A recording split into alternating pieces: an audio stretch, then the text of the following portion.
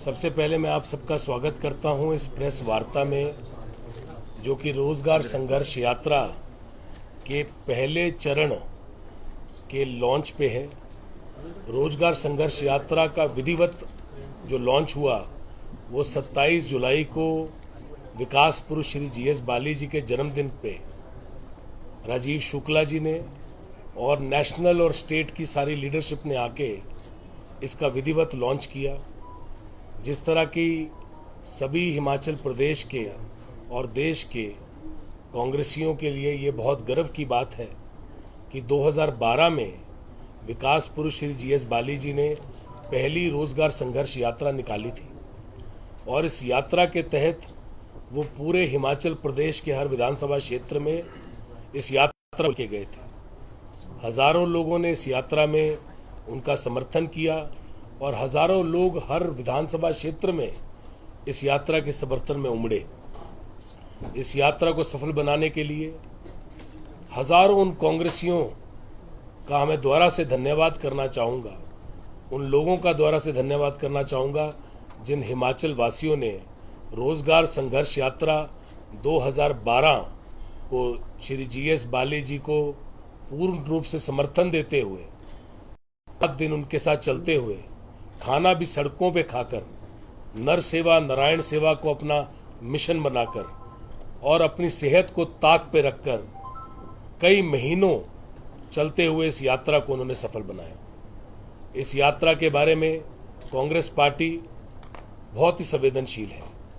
मेरे नेता, हम सब के नेता राहुल गांधी जी ने उदयपुर शिविर में ये निर्णय लिया कि आज जो बेरोजगार की समस्या है, जो रोजगार की समस्या है, वो इतनी बढ़ गई है क्योंकि जो आज की सरकार है उसने बेरोजगारों के साथ जो वायदा किया था कि 2-2 करोड़ लोगों को रोजगार देंगे और जो वायदा किया था कि हर घर के अंदर रोजगार आएगा, प्रति वर्ष करोड़ों लोगों को रोजगार दिया जाएगा, वैसा कुछ भी हो नहीं पाया। तो कहीं ना कहीं जो लोग हैं वो परेशान हैं, हताश हैं, माताएं परेशान हैं, बुजुर्ग परेशान हैं, युवा जो हैं वो आज सड़कों पे हैं, बेहाल हैं। कहीं ना कहीं हमारे नेता ने ये सोच रखी, श्री राहुल गांधी जी ने ये सोच की कि हमको युवाओं की आवाज़ बनना है, दोबारा से संघर्ष के पथ पे चलना है और संघर्ष यात्रा को दोबारा से पूरे देश में लाना है।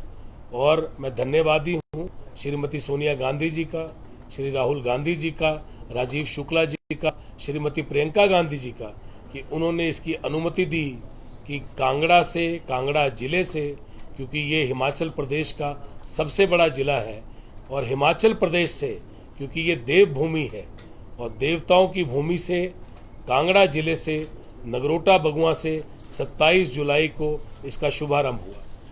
आज हम दोनों, मैं और अलका जी यहाँ बैठे हैं।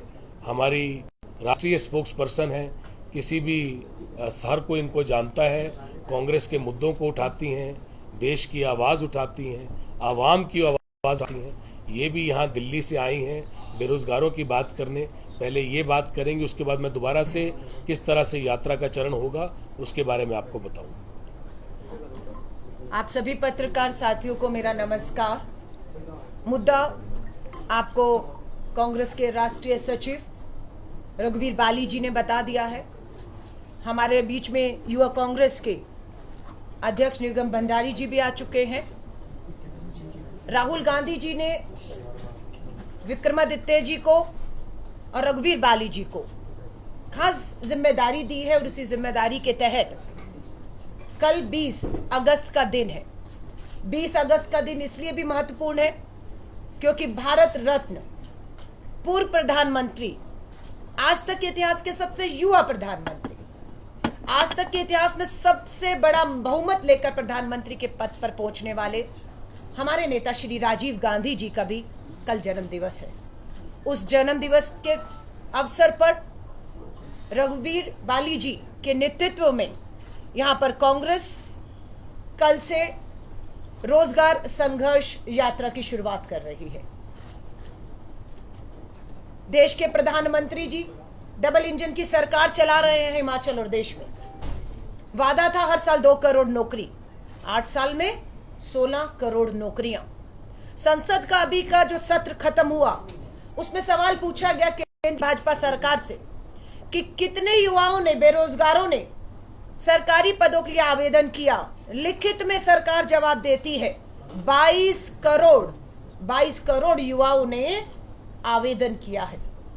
दूसरा सवाल था कि नौकरी कितनों को दी, जवाब मिलता है 22 करोड़ बेरोजगारों में से मात्र 7 लाख लोगों को ही नौकरियां मिल पाई। तीसरा सवाल कांग्रेस के सांसदों ने पूछा कितने सरकारी पद केंद्रीय विभाग में खाली पड़े हैं। फिर लिखित में जवाब आता है 1 करोड़ सरकारी पद खाली पड़े हैं, 22 करोड़ युवा बेरोजगार हैं।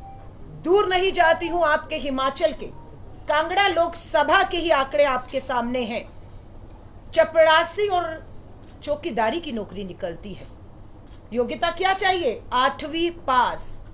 अप्लाई कौन कर रहा है? हिमाचल का युवा जो बीए एमए ग्रेजुएट है, मजबूर है, जो 8वीं पास के लिए चपरासी और नौकरी। और आवेदन कितना निकला? 3 पद, मात्र 3 पदों के लिए 740 पढ़े लिखे युवाओं ने आवेदन दिया है। उसके बाद पता चलता है कि स्कूल शिक्षा बोर्ड में भी 8 पद खाली हैं चौकीदार के। 1238 8 पदों के लिए, चौकीदारी के लिए, चपड़ासी के लिए हिमाचल का युवा पढ़ा लिखा आवेदन कर रहा है। मैं माफी चाहूंगी, गुस्से में हूं इसलिए कह रही हूं, डूब मरना चाहिए ऐसी सरकार को। अगर हिमाचल के मुख्यमंत्री जयराम ठाकुर जी ये चुनौती भारतीय राष्ट्रीय कांग्रेस के शीर्ष नेतृत्व ने जो जिम्मेदारी सौंपी आपको दे रहे हैं, ये पूरी यात्रा अब हिमाचल के कोने कोने में हर बेरोजगार युवा की आवाज उसे ताकत देने निकलेगी। अगर आपने उन्हें न्याय नहीं किया, उनको नौकरियां नहीं दी, तो आपका बेरोजगार होना, आपका सत्ता से जाना ये तय है, ये मान लीजिएगा। और ये आपको सत्ता से उखाड़ने का काम कोई और नहीं, हिमाचल का युवा करेगा। मैं जब आपसे बात कर रही हूं, मनरेगा, महात्मा गांधी राष्ट्रीय रोजगार गारंटी योजना हम लोग लाए थे 2006 में। मजाक उड़ाया प्रधानमंत्री जी ने। सच्चाई यह है कि जब कोरोना महामारी से लोग गुजर रहे थे, बेरोजगारी बढ़ गई, काम धंधे बंद हो गए, तो तभी सी मनरेगा ने, कहते हैं ना, डूबते को तिनके का सहारा बनकर 3 करोड़ ग्रामीणों को रोजगार दिया। आज हमारी 11 राज्यों की बहनें, इस समय जब मैं आपसे बात करूं, 11 राज्यों के मजदूर हमारे भाई बहन दिल्ली पहुंचे हुए हैं प्रधानमंत्री जी से मिलने के लिए, क्योंकि मनरेगा का बजट कम करने से उन लोगों को उनकी मेहनताना भी नहीं मिल रहा। दिन कम कर दिया, मेहनताना कम कर दिया, और दिल्ली में आंदोलन कर रहे हैं। हमारा पूरा समर्थन उन्हें मिलेगा। मैं आपसे यह भी कहना चाहती हूं, राष्ट्रवाद भाजपा का फर्जी राष्ट्रवाद है। कैसे फर्जी है बताऊंगी आपको। खादी का प्रधानमंत्री जी आपने जिक्र किया, लेकिन जब कथनी से करनी पर आई तो क्या किया आपने? तिरंगा जो खादी का हुआ करता था उसे आपने पॉलिस्टर का बनाने का ऐलान कर दिया। पॉलिस्टर का जब ऐलान किया गया कि तिरंगा पॉलिस्टर से बनेगा, तो ठेका किसको मिलेगा? ठेका किसी और को नहीं, मोदी जी ने अपने पूंजीपति मित्र रिलायंस इंडिया लिमिटेड को दिया। और जैसे ही उसे आदेश ऑर्डर मिलता है, पता लगता है कि रिलायंस पॉलिस्टर निर्माताओं में विश्व में नंबर 1 पर हो गया है। अब आप समझ रहे हैं, खादी से तिरंगा पॉलिस्टर में, पॉलिस्टर से ठेका मिलता है पूंजीपति मित्रों को। और जब पता लगा, जो बुनकर हाथ से खादी का तिरंगा बनाते थे, उन्हें एक भी तिरंगा बनाने का ऑर्डर सरकार से नहीं मिला। और जो पॉलिस्टर का बना रहे थे पूंजीपति मित्र, कितने का मिला? 500 करोड़ रुपए का। सरकार ने ठेका रिलायंस लिमिटेड इंडिया को झंडा बनाने के लिए दिया 500 करोड़ का। और हमारे हाथ करके बुनकर जो बना रहे थे, एक को भी ऑर्डर नहीं मिला। और उसके ऊपर देखिए, गरीब राशन लेने जब गया तो बोला राशन नहीं मिलेगा जब तक आप 20 रुपए का झंडा नहीं खरीदते हैं। अरे भारत माँ, और वो तिरंगा भी एक बार शर्मिंदा हो गया होगा कि मेरी आड़ में भाजपाइयों, मेरी आड़ में संघियों, तुम मेरे ही देश के उस गरीब को उसके हक, उसके सम्मान, उसके राशन से इसलिए वंचित कर रहे हो क्योंकि वो 20 रुपए का, मैं इतनी महंगाई बेरोजगारी में मेरी जो कीमत तुमने लगाई उसे खरीद नहीं पा रहा है। ये खेल राष्ट्रवाद और तिरंगा, इसके पीछे भाजपाइयों ने खेला कि यहां पर भी अपने पूंजीपति मित्रों को लाभ कैसे दिया जाए, ये बात की गई। तो मैं आप सभी से कहूंगी, और सबसे बड़ी बात, पॉलिस्टर की इस रिलायंस पूंजीपति मित्र को जब ऑर्डर मिला और वो सबसे बड़ी निर्माता हो गई, उसे जीएसटी से, उस पर जो जीएसटी लगता उसको माफ कर दिया गया। और लगाया कहां पर? इनको माफ करेंगे तो भरपाई तो कहीं से होगी। भरपाई होती है दूध, दही, लस्सी, समझ रहे हैं? गरीब का निवाला जो है, आटे तक पर जो टैक्स नहीं लगता वहां पर इस सरकार ने जो है टैक्स लगा दिया। हमारे सेब के बागवान जो है, हमारा सेब का व्यापारी, वो आंदोलन कर रहा है। 12% से 18% के बीच में जीएसटी लगा के उसको मार मारी जा रही है, और वही पूंजीपति मित्रों का जीएसटी माफ किया जा रहा है।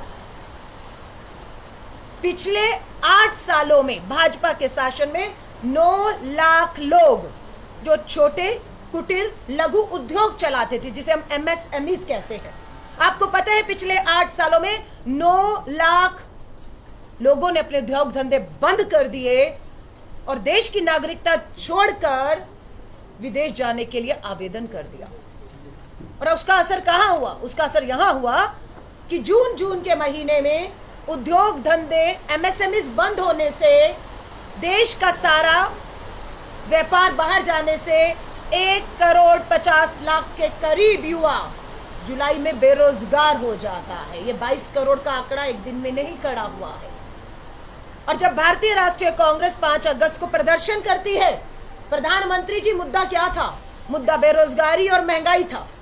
मुद्दा वो बम था जो आपने फेंका है, कांग्रेस डिफ्यूज करेगी, कांग्रेस के युवा नेता डिफ्यूज करेंगे। वो बम आपने फेंका है, हम डिफ्यूज करेंगे। वो बम क्या है? बम बा से बेरोजगारी, मां से महंगाई, ये आपका बम है जो कांग्रेस डिफ्यूज करने के लिए ये रोजगार संघर्ष यात्रा के माध्यम से एक एक जगह जाएगी। लास्ट बात बोल रही हूं, युवाओं को यकीन दिलाती हुई, ये धरती हिमाचल की, जहां से एक कान में दिल मांगे मोर सुनने को मिला, शहीद कैप्टन विक्रम बत्रा, ये उसकी धरती है। यहां बहुत से वीर अभी भी सेना में जाने की तैयारी हिमाचल से करके एक सपना देख रहे थे कि 3 साल से जो सेना की भर्ती रुकी हुई है, 2.5 लाख पद सेना के पक्के खाली पड़े हैं, वो आज नहीं तो कल भरेंगे। 3 साल तक भर्ती नहीं हुई। 3 साल के बाद जब भर्ती खुलने की उम्मीद हुई तो केंद्र की भाजपा सरकार ने कहा सेना की सारी भर्तियां अब खत्म कर दी गई। अग्निवीर, अग्निपथ जैसी ठेके की नौकरियां आप लाते हैं, हम ठोकर मारते हैं उसे। भारतीय राष्ट्रीय कांग्रेस को यह कतई मंजूर नहीं है। मैं हिमाचल के युवाओं को और देश के युवाओं को कहूंगी, दिल्ली में राहुल गांधी जी के नेतृत्व में सरकार बनते ही सबसे पहले अग्निपथ जो भर्ती योजना है उसे हम पूरी तरह रद्द करके रद्दी की टोकरी में फेंकते हुए जो पुरानी योजना थी पक्की भर्ती की, उसे लागू करेंगे। हम इसका विरोध करते हैं। आप सोचिए, 17 साल का युवा, 17.5 साल का युवा, 10वीं पास, आप उसे कहते हैं हम ठेके पर 4 साल के लिए रखेंगे। सुनिए, समझिए इसको कि देश का युवा विरोध क्यों कर रहा है, और आप कहेंगे अब विरोध नहीं कर रहा। उसे डरा दिया गया है। थानों में कहा गया है कि आपके खिलाफ अगर रिपोर्ट में ये आया कि आपके किसी थाने में रिपोर्ट है तो आपकी सरकारी नौकरी नहीं लगने देंगे, आपका भविष्य बर्बाद कर दिया जाएगा। इस तरह की जब सरकार ने ब्लैकमेलिंग शुरू की, युवाओं को डराना शुरू किया, तो युवाओं ने दबी आवाज में भारतीय राष्ट्रीय कांग्रेस और उसके नेता राहुल गांधी जी से संपर्क किया कि हमें ताकत दीजिए। अन्याय है, ये सेना को कमजोर करने की कोशिश है। सो हम आपसे यकीन दिला रहे हैं, 17.5 साल की भर्ती जो बताते हैं, 21.5 साल में रिटायर होगा। वो युवा सड़कों पर निकला था, आंदोलित हुआ, हिंसक हुआ। श्रीमती सोनिया गांधी जी ने अस्पताल से अपील की, शांति बहाल हुई कि हम आपके साथ खड़े हैं, हम इसे रद्द करा कर रहेंगे। तब ये शांति हुई। और आज आपको बता रही हूं, वो युवा जो सड़कों पर बेरोजगार, हताश, निराश था, जिसने हिंसा करने पर उतर आया था, अब आप सोचिएगा 17.5 साल के युवा को आप क्या कह रहे हैं, हम हथियारों की, आधुनिक हथियारों की ट्रेनिंग देंगे। हथियारों की ट्रेनिंग के बाद क्या होगा? लाइसेंस देंगे। लाइसेंस के बाद क्या होगा? सरहद पे खड़ी होकर खुफिया जानकारियां होंगी। उसके बाद अब क्या होगा? 4.5 साल बाद आप उसे आधुनिक हथियारों की ट्रेनिंग दे रहे हैं, हथियारों का लाइसेंस दे रहे हैं, खुफिया जानकारियां दे रहे हैं, और आप अब उसे रिटायर कर रहे हैं, बेरोजगार कर रहे हैं। और भाजपा के नेता मध्य प्रदेश से कैलाश विजयवर्गीय कहते हैं हम अग्निवीरों को 4 साल के बाद भाजपा के मुख्यालयों पर चौकीदार की नौकरी प्राथमिकता पर देंगे। अरे लानत है, शर्म करिए। ये भारत माँ की सेवा के लिए शहीद होने वाले जवान का आप ये कह रहे हैं कि हम भाजपा के उन मुख्यालयों पर जो नोटबंदी के बाद, भ्रष्टाचार के बाद आप देश भर में 500 आपने खोले, उस पर चौकीदारी की नौकरी रखेंगे। ये युवाओं को भी नहीं मंजूर और भारतीय राष्ट्रीय कांग्रेस को भी नहीं मंजूर। सो ये अग्निपथ, हमारा जो अभी यात्रा शुरू हो रही है रघुबीर सिंह बाली जी के नेतृत्व में, मुझे पूरी उम्मीद है ये यात्रा हिमाचल के तमाम युवाओं को ताकत देने की काम करेगी, उनकी आवाज बनेगी। और यह यकीन है कि हिमाचल प्रदेश में कांग्रेस की सरकार बनना ये लोगों ने ठान लिया है। ये मैं किस आधार पे कह रही हूं? अभी 4 सीटों पर, एक मंडी लोकसभा और 3 विधानसभा के उपचुनाव हुए। महंगाई और बेरोजगारी मुद्दा था। जनता ने ट्रेलर दिखा दिया है। फिल्म पूरी 22 में आने वाले 2 महीनों में आप देख लीजिएगा। एक और चिंता का विषय है जिसे हम इस पूरी रोजगार संघर्ष यात्रा में उठाने जा रहे हैं, वो मुद्दा है नशे का। आज नशा बेरोजगार युवाओं को अपने शिकंजे में ले रहा है। ये नशा आ कहां से रहा है? सब जानते हैं ये नशा कहीं और से नहीं, भाजपा शासित राज्य गुजरात के अडानी के पोर्ट, जिम्मेदारी से नाम ले रहे हैं। गुजरात जहां भाजपा की सरकार है, वहां पर मुद्रा पोर्ट, अडानी के मुद्रा पोर्ट से ये अफगानिस्तान, पाकिस्तान से नशा हरियाणा, पंजाब होते हुए अब हिमाचल पहुंच चुका है। करोड़ों करोड़ों रुपए का नशा पकड़ा जा रहा है और देश के गृह मंत्री ढोंग करते हैं हम नशा पकड़ रहे हैं, हम जला रहे हैं। अरे नशा लाने वाले हाथ कौन से हैं? उनके गर्दन तक वो हाथ कब पहुंचेंगे जो देश के अंदर नशा लाकर दे रहे हैं, बर्बाद हो रहे हैं। और आप कहते हैं हम नशा पकड़ रहे हैं, पर नशा लाने वालों को आप नहीं पकड़ रहे, क्योंकि कहीं ना कहीं आपकी मिली भगत है। इसमें हम हिमाचल प्रदेश से भाजपा के राष्ट्रीय अध्यक्ष जेपी नड्डा जी आते हैं। इसी हिमाचल प्रदेश से अनुराग ठाकुर आप दिल्ली चुनकर भेजा, लेकिन हिमाचल को क्या मिला? बेरोजगारी, महंगाई, नशा। और इन सब मुद्दों को लेकर भारतीय राष्ट्रीय कांग्रेस कल 20 अगस्त को श्री राजीव गांधी जी को अपनी श्रद्धांजलि देते हुए और हमारे पूर्व केंद्रीय मंत्री स्वर्गीय आदरणीय बाली जी हमारे बीच में नहीं है, उनके सुपुत्र ने उनकी विरासत को, उन्हीं के जन्म दिवस वाले दिन एक बहुत बड़ा जलसा जहां पर लोगों की सेवा करके यह ऐलान किया था कि हम ये यात्रा राजीव गांधी जी के जन्मदिन पर शुरू करेंगे। दोनों दिन हमारे लिए, हमारे भूतपूर्व नेता जो अब हमारे पास, हमारे बीच में नहीं रहे, हम उन्हें यकीन दिलाते हैं, चाहे स्वर्गीय बाली जी हो, चाहे हमारे नेता राजीव गांधी जी हो, हम उन्हें यकीन दिलाते हैं कि हम हिमाचल के, देश के युवाओं को बेरोजगारी की मार, नशे की मार का शिकार नहीं होने देंगे। हम उनकी लड़ाई को पूरी मुस्तैदी के साथ हिमाचल के गली, मोहल्ले, चौराहे पर लेकर जाएंगे और उन्हें ताकत देंगे। मैं आप सभी का धन्यवाद करती हूँ, आमंत्रित करती हूँ वापसी बाली जी कि आपने जो कार्यक्रम की रोड मैप बनाया है उसकी आपको जानकारी दें। और मीडिया से हाथ जोड़कर कहूँगी, ये कोई राजनीतिक मुद्दा नहीं है। ये बेरोजगारी, महंगाई, नशा, अग्निपथ जैसी ठेके की नौकरियां, ये गंभीर मुद्दे हैं। प्रधानमंत्री जी से काला जादू कह के आप टाल नहीं सकते हैं। अब निजी हमले करके कांग्रेस पे या उन्हें अपनी सीबीआई, अपनी ईडीओ से डराकर आप एक कदमों को रोक नहीं सकते हैं। तो आप मीडिया से हाथ जोड़कर निवेदन करूंगी, आपने पहले भी जनता के, युवाओं के मुद्दों को जब जब कांग्रेस ने उठाया है, आपने प्राथमिकता से उसे अपनी कलम चलाकर, अपने कैमरों के माध्यम से उसे जनता में दिखाने का काम किया है। इस बात की मैं आपके लिए आपकी तारीफ करती हूँ, आपकी सराहना करती हूँ, क्योंकि आपको भी पता है ये जो कांग्रेस की आवाज़ है वही असली हिमाचल की आमजन की आवाज़ है। धन्यवाद।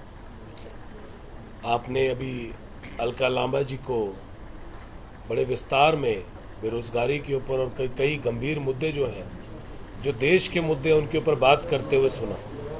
उन्होंने बड़ी विस्तार से बताया कि देश में ये जो दमनकारी सरकार है, ये जो भाजपा की अभी जो सरकार ने लोगों को क्रश करने का, लोगों को पीड़ित करने का, उनको तड़पाने का जो काम किया है, अलग अलग स्तर पे जो वायदे देश के साथ किए गए थे, उन वायदों को इन्होंने नहीं निभाने का काम किया है। जो वायदे किए गए थे, चाहे वो 15-15 लाख लाने के हों, चाहे हवाई चप्पल वाला हवाई यात्रा करे, चाहे 2022 तक कच्चे घरों को पक्का बनाया जाएगा, चाहे इन्होंने कहा कि हर घर में रोजगार दिया जाएगा, 2-2 करोड़ नौकरियां दी जाएंगी, चाहे जो भी वायदे भाजपा की सरकार ने किए, और उस वायदों को करके जो लोग पूरे हिंदुस्तान के अपने आप को ठगा महसूस कर रहे हैं, उसके बारे में कहीं ना कहीं विस्तार से अलका लांबा जी ने, जो कि बड़ी तेज तरह राष्ट्रीय प्रवक्ता हैं और देश में जाके इन वायदों के बारे में भी जिक्र कर रही हैं, और जो अन्याय हो रहा है लोगों के साथ उसके बारे में भी जिक्र कर रही है, उसके बारे में इन्होंने विस्तार से चर्चा की। आज का जो गंभीर मुद्दा है, जिसके लिए बेरोजगार के लिए रात दिन हर एक इंसान जो है हिमाचल प्रदेश का वो तड़प रहा है, जिसके लिए अलग अलग संगठनों ने, एनजीओज ने और जो पब्लिक के साथ जुड़े हुए लोग हैं, उन्होंने आवाज़ उठाई। हमारे साथ बैठे हुए युवा कांग्रेस के अध्यक्ष निगम भंडारी जी ने बेरोजगारों की आवाज़ उठाई और इनको मार मार के इनकी टांग तोड़ दी गई, इनको हिरासत में ले लिया गया। मुझे लगता है कि ये सरकार किसी भी हद तक गुजर जाती है। इनका एक ऑपरेशन लोटस है जो लोगों को भगाने का काम करता है, एमएलओ को चुराने का काम करता है। पर आज की जो बात है वो बेरोजगारों की है, आज की जो बात है हमारे नेता की है। बिल्कुल आपको इससे पहले भी बताया इन्होंने, अलका लांबा जी ने, कि 27 जुलाई को हमने इस बेरोजगार के लिए जो यात्रा है उसका लॉन्च किया, और आज का दिन चुना क्योंकि ये भारत रत्न श्री राजीव गांधी जी की जयंती का दिन हम लोगों के लिए बहुत ही बड़ा दिन है। ये हम सब के लिए एक आधुनिक भारत के निर्माता जिनकी जयंती है, उनकी जयंती के ऊपर प्रदेश का जो बेरोजगार है, जिन्होंने ये सोच रखी थी कई वर्ष पहले कि मुझे प्रदेश के जो रोजगार के लिए लड़ना है, जो नई नई कंपनियां, मारुति जैसी कंपनी जिसने पूरे देश को गाड़ियां दी, सस्ती गाड़ियां दी, कंप्यूटर जिसके साथ आज सारे देश जुड़ा हुआ है, एक कंप्यूटर के साथ, लैपटॉप के साथ हर एक इंसान जुड़ा है, आज फेसबुक पे है, आज पूरी दुनिया को देख रहा है। ये कहीं ना कहीं राजीव गांधी जी की सोच थी। उन राजीव गांधी जी जिन्होंने हमारा मार्गदर्शन किया, देश को एक ऐसी सोच दी, उनके जन्मदिन के दिन हमने निर्णय लिया कि हम इस यात्रा को, पहले चरण को लॉन्च करेंगे। जो पहला चरण है, हम यहाँ से इस यात्रा को शुरू करेंगे और चामुंडा जी से माथा टेक के हम धर्मशाला पहुँचेंगे। धर्मशाला से हम शाहपुर जाएंगे, शाहपुर से हम नूरपुर जाएंगे, नूरपुर से हम फतेहपुर जाएंगे, ज्वाली जाएंगे, इंदौरा जाएंगे, और अलग अलग जगहों पे हम रैलियां करेंगे और रोड शो करेंगे। ये सब आप लोग लाइव भी देखेंगे, पूरा देश देखेगा। पर इसका एक ही मकसद है कि बेरोजगार जो घर में बैठ के तड़प रहा है, जिसको परेशानी है, जिसको लाचारी है, जिसको तड़पन है, जिस माँ को तड़पन है अपने बच्चे की, जिस पिता को तड़पन है अपने बच्चे की, जिस बहन को तड़पन है अपने भाई की, जिस भाई को तड़पन है अपनी बहन की, और जो बेरोजगारी के लिए परेशान है, रोजगार मांगने के लिए परेशान है, चिंता कर रहा है कि मैंने अलग अलग जगह जाके फॉर्म भरा और फॉर्म भरने के बाद भी रोजगार नहीं मिला। आज मुझे बड़े दुख के साथ कहना पड़ता है कि हिमाचल सरकार में हजारों पद जो सैंक्शन है वो खाली पड़े हैं। ऐसी क्या मजबूरी है सरकार की कि हजारों पदों को खाली रखा गया सैंक्शन होने के बाद, जबकि लाखों लोग बेरोजगार जो हैं वो लाइन में खड़े हैं कि हमें रोजगार दो। मुझे लगता है हमारे को इस चीज को बाहर लेके जाना चाहिए, क्योंकि बहुत लोग हैं जिनको ये ज्ञान नहीं होगा कि हजारों पद, तकरीबन 70-80 हजार पद खाली पड़ा है हिमाचल सरकार के पास, जो कि सैंक्शन है। और ये सबसे बड़ी लाचारी है एक बेरोजगार की कि कहीं ना कहीं ये सरकार टीवी पे रह के, रेडियो पे रह के लोगों की आवाज को दबाती है, और लोगों की आवाज को दबाने का काम किया गया है। उसी का परिणाम हुआ कि कुछ महीने पहले जब चुनाव हुआ तो 4 सीटों पे कांग्रेस की विजय हासिल की। कांग्रेस ने 4 सीटों पे अपना परचम लहराया, और मुझे ये लगता है कि अब बेरोजगार अपनी लड़ाई लड़ने के लिए तैयार खड़ा है। हमने इस रोजगार यात्रा के साथ अपने नेता श्री राहुल गांधी जी की अनुमति से, श्रीमती प्रियंका गांधी जी, श्री राजीव शुक्ला जी की अनुमति से इसका एक ब्लूप्रिंट तैयार किया। और ये ब्लूप्रिंट जो है उसको लेके हम घर घर में जाएंगे, हर बेरोजगार के पास जाएंगे, ताकि हर बेरोजगार इसके साथ जुड़ सके और उसको पता चले कि कितनी संवेदनशीलता है कांग्रेस पार्टी में। जब 2012 में विकास पुरुष श्री जीएस बाली जी ने देश की पहली रोजगार संघर्ष यात्रा चलाई थी, तो उन्होंने वायदा किया था, उन्होंने मैनिफेस्टो में डलवाया, वो कन्वीनर थे मैनिफेस्टो के, उन्होंने अर्ज की सोनिया गांधी जी से, हमारी नेता से, कि आप इसको मैनिफेस्टो में डालें कि जब तक बेरोजगार को रोजगार नहीं है तब तक बेरोजगार को भत्ता दिया जाए। कांग्रेस की सरकार जब बनी, बेरोजगारों के भत्ते के लिए सैकड़ों करोड़ रुपए का, तकरीबन 100 या 200-250 करोड़ रुपए का उस टाइम पे इंस्टेंटली प्रावधान होना था। उस प्रावधान को किया गया। बहुत ही दिक्कतों के बाद, बहुत ही कठिनाइयों के बाद बेरोजगार की आवाज को श्रीमती सोनिया गांधी जी ने संवेदनशीलता से उस चीज को समझा और उसके बाद उस चीज को रखा, क्योंकि जब आपको सैकड़ों करोड़ रुपए का प्रावधान करना होता है तो बजट में आपको पैसा देखना होता है, फाइनेंस की हालत देखनी होती है। बेरोजगार के लिए बेरोजगारी भत्ते की अनाउंसमेंट की और आज तक वो बेरोजगारी भत्ता जो है वो बेरोजगार को मिल रहा है। ये श्री जीएस बाली जी का प्रयत्न था, जो बेरोजगारी भत्ता पूरे प्रदेश को मिला और बेरोजगारी भत्ते के रूप में उनका मानना था। और जब उन्होंने श्रीमती सोनिया गांधी जी से अर्ज की, तब की सरकार से अर्ज की, कैबिनेट में लेके आए, तो उनकी अर्ज सिर्फ ये थी कि जब तक लोगों को रोजगार नहीं, तब कम से कम उनके पास कुछ पैसे हों ताकि वो जाके फॉर्म ले सकें, वो जाके कोचिंग ले सकें, जहां जाके उन्होंने इंटरव्यू देना है वहां का किराया वो खर्च सकें। जब तक उनको रोजगार नहीं है तो हम ऐसे चरण बनाएं कि बेरोजगारों को कुछ ना कुछ पैसा मिले जिससे वो अपनी कोचिंग वगैरह ले सके। वो जो प्रयत्न था उसको सरकार ने माना और सरकार ने बेरोजगारी भत्ते की अनाउंसमेंट की। पिछली सरकार कांग्रेस ने लाखों लोगों को रोजगार दिया और रोज नौकरियां निकाली। मुझे अपने पिताजी के जो डिपार्टमेंट हैं श्री जीएस बाली जी, उसकी भी याद है कि हजारों नौकरियों की रोज जो घोषणाएं होती थी, जो नौकरियों की बात लोग करते थे, उन नौकरियों की बात करके उन्होंने रात दिन सिर्फ बात नहीं की, उनको अमली जामा पहनाया, हजारों लोगों को रोजगार दिया। आज हम उसी प्रयत्न को आगे लेके जा रहे हैं। 680 करोड़ का स्टार्टअप फंड, मैं चाहूंगा कि इसको पूरा प्रदेश बड़ी गौर से सुने, क्योंकि ये बहुत बड़ा प्रयत्न है और कांग्रेस पार्टी की बहुत बड़ी घोषणा है। 680 करोड़ रुपए का स्टार्टअप फंड 0% ब्याज पे। इसका मतलब यह है कि हमारे प्रदेश में 68 कंस्टिट्यूएंसियां हैं और 68 कंस्टिट्यूएंसियों में प्रति कंस्टिट्यूएंसी 10-10 करोड़ रुपया। उसका मतलब यह है कि अगर 10-10 करोड़ रुपया हर कंस्टिट्यूएंसी में 68 कंस्टिट्यूएंसियों में मिलेगा तो उस कंस्टिट्यूएंसी के अंदर हजारों लोग उस लोन को ले सकते हैं जिसमें 0% ब्याज होगा। आज अगर एक दुकान डालनी हो तो 1 लाख रुपए में सामान डल जाता है और गांव में दुकान खुल जाती है। अगर एक आदमी 1 लाख रुपए लेगा तो तकरीबन 1000 आदमी उसके अंदर रोजगार पाएगा और 68 कंस्टिट्यूएंसियों में 68,000 आदमी को सीधा कांग्रेस पार्टी ने रोजगार देने का ये प्रयत्न किया है कि अपने गांव में, अपने घर में बैठ के आप लोग रोजगार पाइए और काम करिए। उसके बाद कांग्रेस पार्टी की दूसरी घोषणा ये है कि सबसे पहले जो हजारों पद खाली पड़े हैं उनको आते ही हम इमीडिएटली भर देंगे।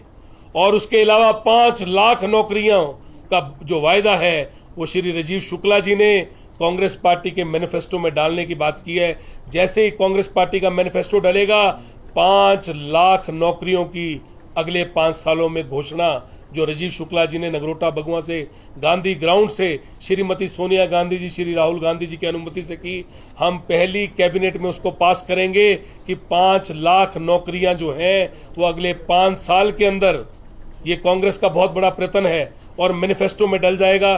थोड़े दिन में कांग्रेस का घोषणा पत्र आएगा, उस घोषणा पत्र में डला होगा कि 5 लाख नौकरियां सभी लोगों को, हिमाचल प्रदेश के युवाओं को मिलेंगी। उसको लेके हमने लोगों तक जाना है।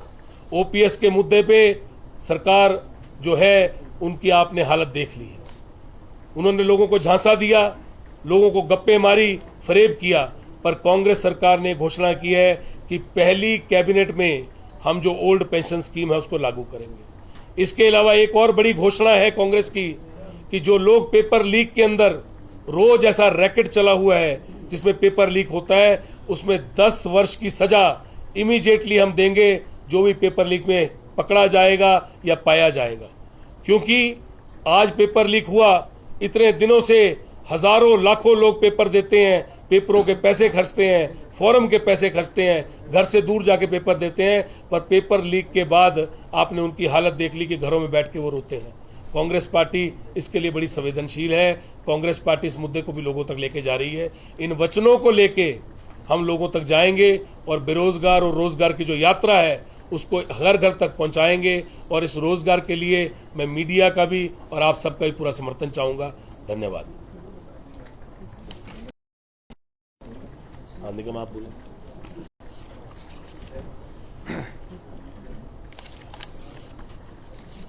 सबसे पहले तो मैं हिमाचल प्रदेश युवा कांग्रेस की ओर से तमाम प्रिंट मीडिया, इलेक्ट्रॉनिक्स मीडिया का मैं स्वागत करता हूं, धन्यवाद करता हूं। और साथ में स्वागत करना चाहूँगा हमारे बीच अखिल भारतीय कांग्रेस कमेटी की राष्ट्रीय प्रवक्ता बड़ी बहन अलका लांबा जी का, आदरणीय अखिल भारतीय कांग्रेस कमेटी के राष्ट्रीय सचिव रघुवीर सिंह बाली जी का। आज के इस प्रेस वार्ता जो विशेष तौर पर जो रखी गई थी, मैं इसमें इतना ही कहना चाहूँगा। बेरोजगार युवाओं की बुलंद आवाज़ स्वर्गीय GS बाली जी की ये सोच थी कि किस प्रकार से जो प्रदेश में जो युवा हैं उनको किस प्रकार से रोजगार दिया जाए। और 2012 में उन्होंने पूरे के पूरे प्रदेश भर में ये यात्रा निकाली और जब हमारी सरकार आई उसके बावजूद लाखों युवाओं को रोजगार देने का उन्होंने काम किया। उसी को आगे ले चलते हुए जिस प्रकार से आप सभी जानते हैं कि पूरे के पूरे हिमाचल प्रदेश में लाखों युवा बेरोजगार हैं, उन बेरोजगार युवाओं की लड़ाई को मजबूती देने के लिए अखिल भारतीय कांग्रेस कमेटी के राष्ट्रीय सचिव आदरणीय रघुवीर सिंह बाली जी कल राजीव गांधी जी के बर्थ एनिवर्सरी पे इसकी शुरुआत कर रहे हैं। मैं तमाम युवा साथियों से निवेदन करना चाहूँगा, क्योंकि विस्तार में सभी हमारे आदरणीय जो यहाँ पर शीर्ष नेतृत्व बैठा उन्होंने विस्तार में आपको सब कुछ बताया है।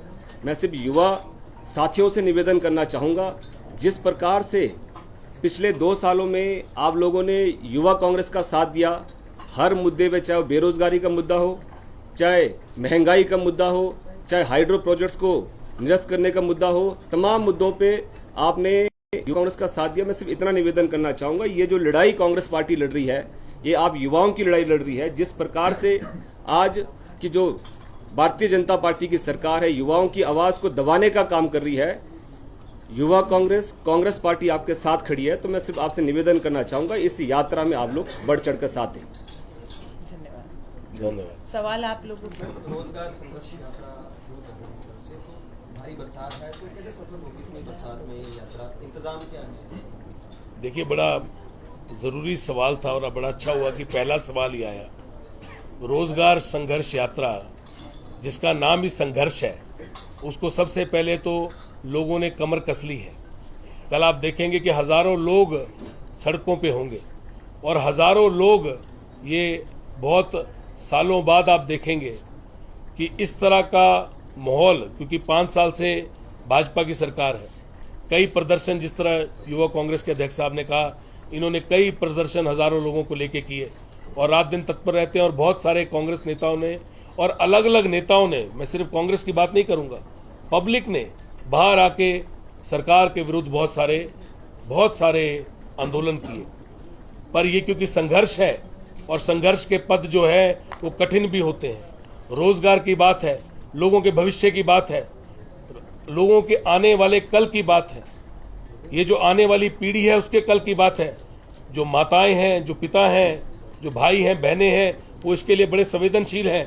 आप देखेंगे हजारों लोग सड़कों पे होंगे और हमने इसके लिए जो इंतजाम है वो पूरी तरह से किया है।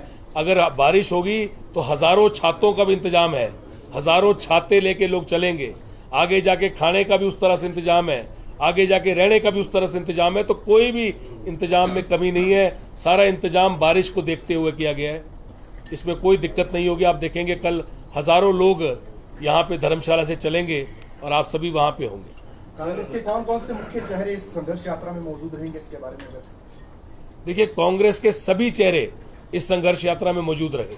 आपने देखा कि जब 27 तारीख को ये संघर्ष यात्रा का लॉन्च हुआ, वो हजारों लोगों के साथ ऐतिहासिक लॉन्च हुआ और उसमें सारा नेशनल लीडरशिप, अलका लांबा जी भी उसमें आई थी, राजीव शुक्ला जी थे, हमारे सारे सेक्रेटरी थे, प्रदेश की सभी कांग्रेस, पूरी कांग्रेस पार्टी थी, हमारे सीएलपी थे, हमारे कैंपेन कमेटी के चीफ थे, हमारी पीसीसी प्रेसिडेंट इसलिए नहीं उस दिन पहुंच पाई क्योंकि राजा साहब की, राजा वीरभद्र सिंह जी की उस दिन पूजा थी, उनके घर में उनकी पूजा थी और वो जो पूजा का कार्यक्रम था वो घर का जो होता है उसमें किसी को जो धर्मपत्नी है उनको बैठना पड़ता है और इसीलिए विक्रमादित्य जी इसलिए नहीं आ पाए क्योंकि उस दिन बारिश थी बड़ी तेज और उस दिन उन्होंने हेलीकॉप्टर में आना था, नहीं पहुंच पाए। तो ये असलियत है कि कांग्रेस पार्टी का सारा नेतृत्व और कांग्रेस पार्टी इस मुद्दे के ऊपर, बेरोजगार के मुद्दे के ऊपर, क्योंकि श्री राहुल गांधी जी का ये ऐलान है, उन्होंने इस यात्रा का ऐलान किया है, उदयपुर शिविर से इसका ऐलान हुआ है, कांग्रेस पार्टी को सड़कों पे जाने के लिए कहा गया है। मुझे राष्ट्रीय सचिव बनने के नाते और राष्ट्रीय सचिव होने के नाते मुझे ये बहुत बड़ा सौभाग्य मिला कि राहुल गांधी जी ने मुझे इस यात्रा का कन्वीनर भी बनाया। ये कन्वीनर मुझे प्रदेश के लिए जो बनाया गया और प्रदेश की 2 पार्लियामेंट मुझे दी गई और 2 पार्लियामेंट विक्रमादित्य जी को दी गई। शिमला और मंडी पार्लियामेंट विक्रमादित्य जी के पास है और कांगड़ा और हमीरपुर पार्लियामेंट मेरे पास है। तो ये बहुत बड़ा हमारे पे पार्टी ने भरोसा जताया है और इस भरोसे को आगे लेके जाएंगे। सारा नेतृत्व आप देखेंगे सड़कों पे होगा। आप देखेंगे कि आज भी आप देख रहे हैं कि अगर ये इतना संवेदनशील मुद्दा नहीं होता तो दिल्ली से अलका लांबा जी चल के यहाँ नहीं पहुंचती, राष्ट्रीय प्रवक्ता हैं, यहाँ पे पहुंची है।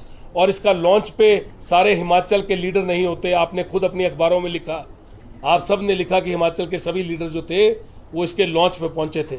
अब सारे लीडर इलेक्शनों में गए हुए हैं, अपनी अपनी कंस्टिट्यूंसी में इलेक्शन लड़ रहे हैं। तो जब जब हम उनके विधानसभा क्षेत्र में जाएंगे वो सारे लीडर, जितने भी लीडर वहां कंस्टिट्यूंसी में होंगे वो ज्वाइन करेंगे, कांग्रेस पार्टी का वर्कर ज्वाइन करेगा। और मैं ये भी चाहता हूं कि लीडर जो हैं वो अपने इलेक्शन को लड़ें। ये यात्रा जो है उसका एक पार्ट है इलेक्शन का। हम उनका समर्थन करेंगे उनके विधानसभा क्षेत्र में जाके।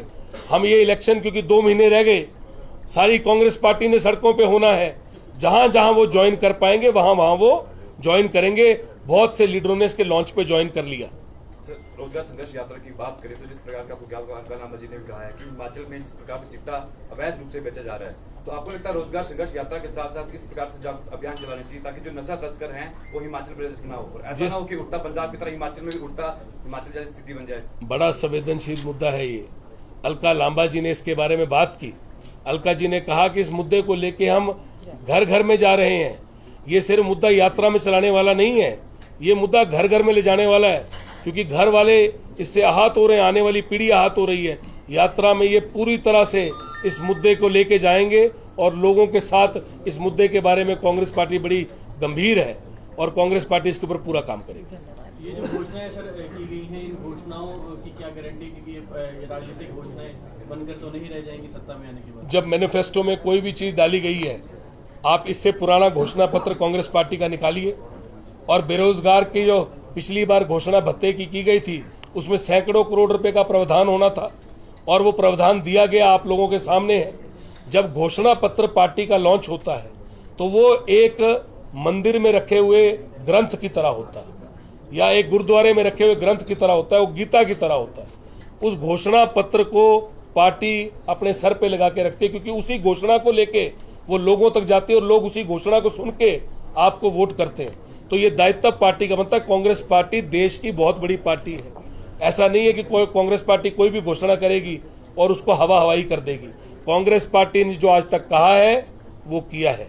कांग्रेस पार्टी की कथनी और करनी में कभी कोई अंतर नहीं रहा है, ना कभी रहेगा। दो विधायक भाजपा में शामिल हुए, क्या फायदा नुकसान देखते हैं पार्टी? देखिए, पहली बात तो ये बेरोजगारी की वो थी, पर आपने ये सवाल पूछा है और सवाल ये मुझे पता है कि ये लोगों के जहन में चल रहा है, तो इसका मैं हमेशा क्लियर आंसर करता हूं, इसका बड़ा क्लियर आंसर करूंगा। देखिए, विधायक जो गए हैं वो पहले से भाजपा से ही कांग्रेस में आए थे। उनकी पृष्ठभूमि जो थी वो भाजपा थी, दोनों की। दोनों भाजपा के सदस्य थे, भाजपा से उन्होंने टिकट मांगी, उसके बाद वो लड़े, उनको कांग्रेस ने टिकट दे दी, वो जीत गए। कांग्रेस पार्टी की लहर थी, कांग्रेस में जीते और कांग्रेस पार्टी ने बहुत काम भी किया, उनके लिए बहुत काम किया, उनके कंस्टिट्यूएंसी में जो जो कर सकती थी पार्टी ने किया। अब किस चीज के लिए वो गए हैं और जो मिशन लोटस है उसमें कितने लोग गए हैं देश में और उनका क्या हाल हुआ है वो देखो। मैं थोड़ा पीछे लेके जाऊंगा आपको। राजस्थान में भी लोग गए थे, राजस्थान के उन लोगों की सूची बाहर निकालिए, पर सरकार कांग्रेस की बनी और आज तक वो तड़प रहे, आज तक वो रो रहे हैं। तो कहीं ना कहीं लोगों ने मन बना लिया है, लोगों ने महंगाई के खिलाफ, बेरोजगारी के खिलाफ मन बना लिया है। अब जो इस ट्रेन के डब्बे पे सवार होगा वो आगे निकल जाएगा और जो रह गया वो छूट जाएगा। ये ट्रेन चल पड़ी है, लोगों ने इस ट्रेन को चला दिया है। अब ये लोग जो गए हैं, इनको क्या बोला गया, इन्होंने क्या किया, ये लोग जानते हैं, पर ये ट्रेन लोगों ने निकाल दी। और कांग्रेस पार्टी का इतिहास रहा है कि कांग्रेस पार्टी जब सत्ता में आई है तो पूरे जोरों शोरों से आई है। और इस बार जो 6 महीने पहले चुनाव हुए, आपने देख लिया कि क्या हाल हुआ भाजपा का। 4 सीटें, जबकि ऐसा कभी नहीं होता था, ऐसा कभी भी नहीं होता था कि बाई इलेक्शन होता था। जो सरकार चल रही होती थी, सत्तासीन होती थी, जिस सरकार की सरकार होती थी, जो सरकार गवर्नमेंट चला रही होती थी, अगर वो भाजपा की सरकार होती थी तो बाई इलेक्शन में भाजपा के लोग जीतते थे। अगर कांग्रेस की सरकार होती थी तो बाई इलेक्शन में कांग्रेस के लोग जीतते थे। पर ये पहली बार हुआ है कि भाजपा की सरकार है, जयराम जी की सरकार है, और लोगों ने जयराम जी की कह के उनको ये कहा कि भाई हम आपका साथ, भगवान का तो नाम ले लेंगे, राम जी की जय कर देंगे, पर अब भाजपा को हमने उखाड़ना है। 4 सीटों पे भाजपा की सरकार होने के बावजूद कांग्रेस की 4 सीटें आई, ये बहुत बड़ी बात है। लोगों ने अपना मन बना लिया है। कलाम जी, आपसे एक सवाल है। हाँ जी। महंगाई, बेरोजगारी और भ्रष्टाचार के मुद्दे पर ही आपने कांग्रेस को छोड़ करके आम आदमी पार्टी का दामन थामा था। मुझे बहुत अच्छे से याद है, तब आपने बहुत संघर्ष किया था इन तीनों मुद्दे पे। आपको नहीं लगता कि फिर जब आपने आम आदमी पार्टी का साथ छोड़ा, उस वक्त भी आपने महंगाई, बेरोजगारी और भ्रष्टाचार का ही नारा दिया और आपने फिर से वापस कांग्रेस का दामन थाम लिया? नहीं लगता आपको कि आज के जो नेता हैं, ये तीनों ही जो संवेदनशील पहलू है उस पर अपनी राजनीति चमकाते हैं और कभी अपने घर वापस लौटते हैं, कभी दूसरे के घर चले जाते हैं? कब तक चलता रहेगा? देखिए, मुझे लग रहा है बहुत निजी सवाल है ये, और पता नहीं बाकी पत्रकारों का, हिमाचल का लोगों का इसमें कितना इंटरेस्ट होगा। अगर 1-to-1 इंटरव्यू लेना चाहेंगे मैं दूंगी, पर मैं आपको बताना चाहती हूँ कि कांग्रेस सत्ता में थी और मैं सत्ता छोड़कर रामलीला मैदान में गई थी, भ्रष्टाचार के खिलाफ जन लोकपाल आंदोलन में गई थी, विधायक बनी, उस पार्टी को, केजरीवाल को बदलते हुए देखा, सत्ता छोड़ी, वापस संघर्ष का रास्ता चुना।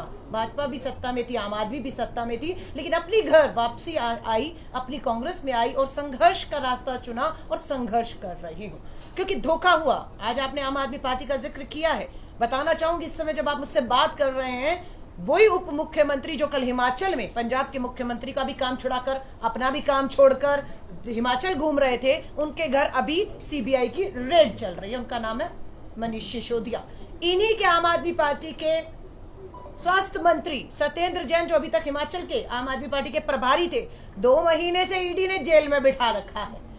आप समझ रहे, पंजाब के इन्हीं के स्वास्थ्य मंत्री एंटी करप्शन ब्रांच ने पकड़ लिया, कमीशन खोरी में जेल में बैठे हुए हैं। ये सब चीजें होते हुए देखकर मैं उस पार्टी में सिर्फ इसीलिए बनी रहती क्योंकि सत्ता थी, मैं विधायक थी, तो ठोकर मारी, संघर्ष का रास्ता चुना है।